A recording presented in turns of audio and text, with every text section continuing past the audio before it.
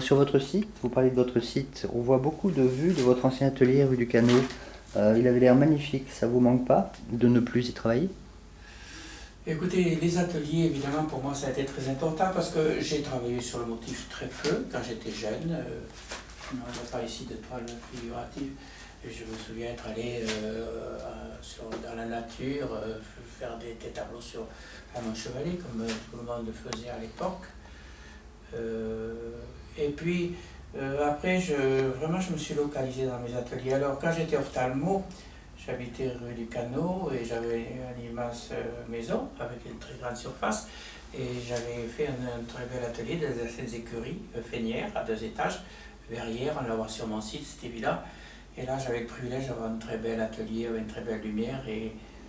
Et voilà, et puis quand ensuite j'ai déménagé, j'avais aussi ensuite un autre atelier au rez-de-chaussée sur le jardin, donc j'étais privilégié. Je me rends compte que c'était, je pouvais Vous naviguer d'un étiez, atelier à l'autre, et c'était... vous étiez créé vos privilèges. Pardon? Vous étiez privilégié parce que vous étiez fabriqué vos privilèges. Vous Mais aviez travaillé à l'être. Eh bien, c'est-à-dire, moi j'ai beaucoup aimé l'ophtalmologie, j'avais une grosse clientèle, j'avais quand même une réputation aussi d'ophtalmologiste à Montpellier.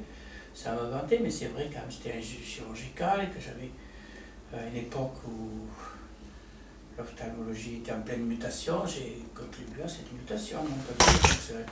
Ça a été reconnu. Et je dirais parce que c'était reconnu, j'avais pas le droit d'être reconnu comme ophtalmo, comme peintre, mais finalement ça m'a protégé ça aussi, parce que je me suis rendu compte que les gens qui sont carriéristes, qui sont vraiment dans leur... étaient un petit peu retenus par une obligation de cohérence, et ils changeaient peu finalement, ils étaient assez immobiles.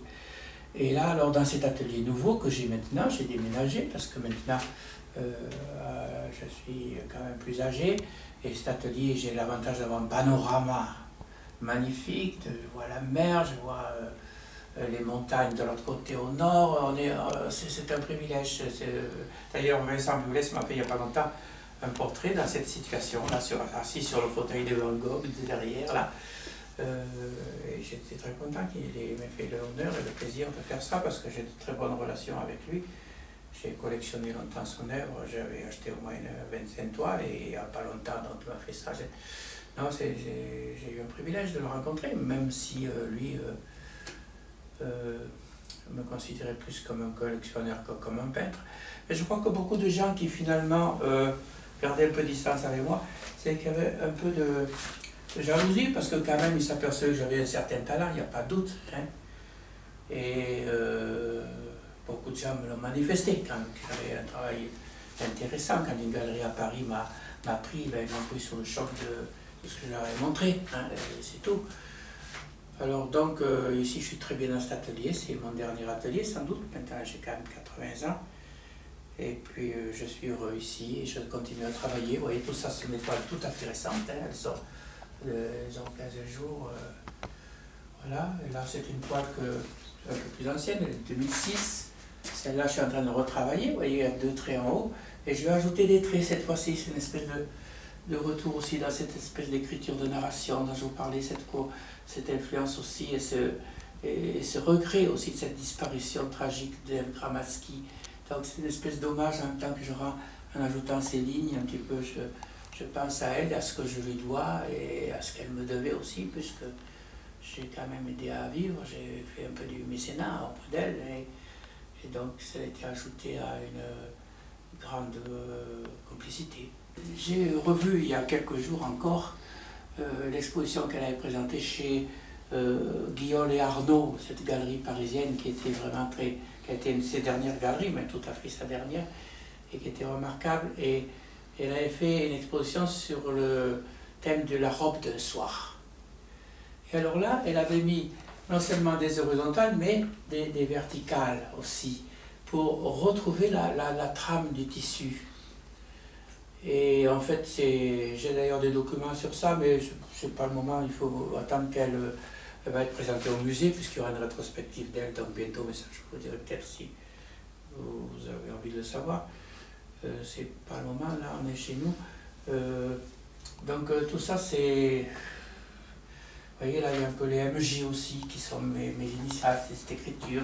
Voilà, donc il y a quand même une grande connivence dans tout ça. Et là, c'est un petit peu un hommage, si je retrace ces dernières lignes. J'ai commencé hier, j'ai été interrompu, je vais poursuivre après quand nous aurons terminé cette interview, si vous le permettez.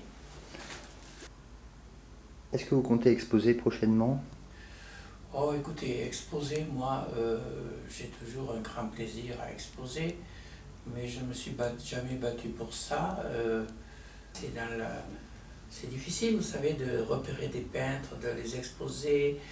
Les peintres entre eux sont facilement jaloux. Alors, mais finalement, j'ai une très bonne galerie, c'est la galerie Saint-Bois-Santé, qui est à Montpellier, boulevard Jeu de Paume, qui me prend maintenant comme peintre de la galerie, qui m'a déjà exposé d'ailleurs il y a un peu plus d'1 an.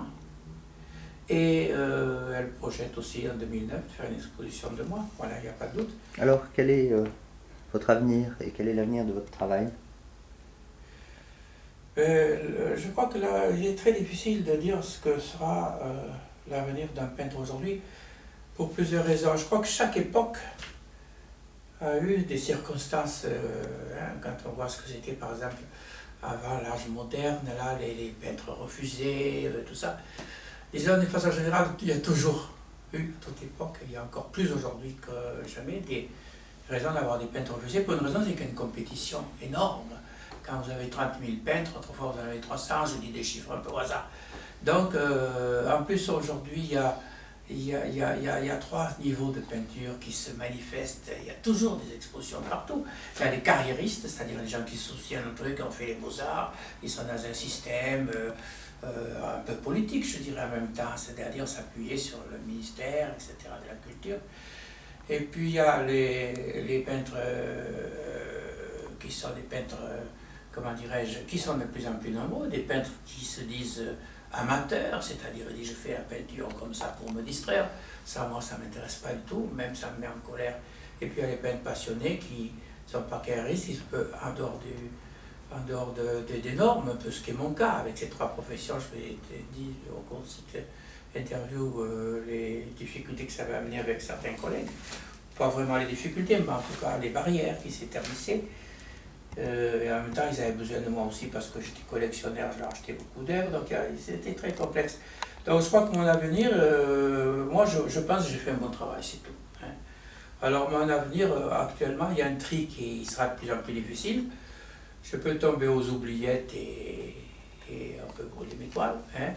Comme aussi bien, je pense qu'il y en aura peut-être dans des musées un jour, et je l'espère. Et j'ai déjà d'ailleurs une toile à Mâcon, hein, à côté d'Ève Kramaski et d'Aurélie Nemours, c'est déjà pas mal. À Montpellier, je pense que je vais avoir l'occasion de la rétrospective Ève Kramaski, des toiles qui seront à côté des siennes et qui seront...